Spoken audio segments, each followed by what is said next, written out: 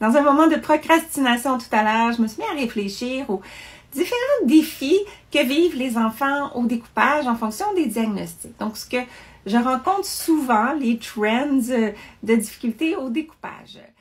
Commençons par l'enfant avec un TDAH. Ça, c'est l'enfant qui est susceptible de découper impulsivement, donc sa précision peut être plus faible. Il peut être pas tout à fait attentif aux consignes tout le temps, donc peut-être pas faire ce qu'on s'attendait de lui. Il peut aussi être distrait par son environnement. De là, ça peut affecter sa précision ou même l'empêcher de terminer l'activité parce qu'il est parti passer à d'autres choses. Maintenant, nos enfants avec un TSA.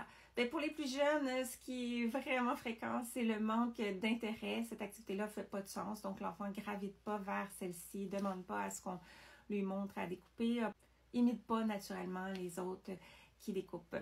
Un autre défi qu'on peut rencontrer, qui est peut-être lié au premier, c'est la difficulté à comprendre le concept du découpage, le but finalement de créer quelque chose que je vais pouvoir apprécier, être fière, aller jusqu'au bout.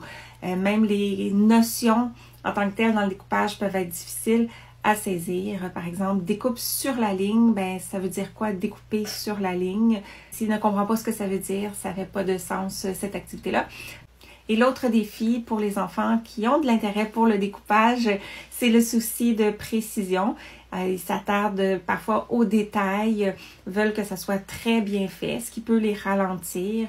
Ce que j'ai vu aussi souvent, c'est de revenir plusieurs fois. Ça contribue à la lenteur, découper la ligne là, pour que ça soit bien fait. Donc, enlever toutes les petites coches et mettre beaucoup d'attention là-dessus. Enfin, nos élèves avec un TDC, trouble développemental de la coordination, les défis vont être beaucoup dans la coordination et c'est sûr que ça va affecter aussi la précision et la vitesse. Donc, simplement, comment prendre les ciseaux, comment coordonner les deux mains dominantes, non dominantes et la séquence motrice finalement de avancer les ciseaux, ouvrir, garder ouvert, tourner la feuille par exemple. Donc, avoir un découpage qui va être saccadé, échappé la feuille, pas savoir comment procéder. Donc, tout ça peut mener à un autre défi qui va être la baisse de l'intérêt lié à la difficulté de progresser et aussi de retenir d'une fois à l'autre les stratégies et c'est toujours à recommencer. Bon, c'est pas mal ça qui est ressorti de ma petite réflexion. On s'entend, là, j'ai pas fait une compilation approfondie du sujet. C'était quand même assez spontané.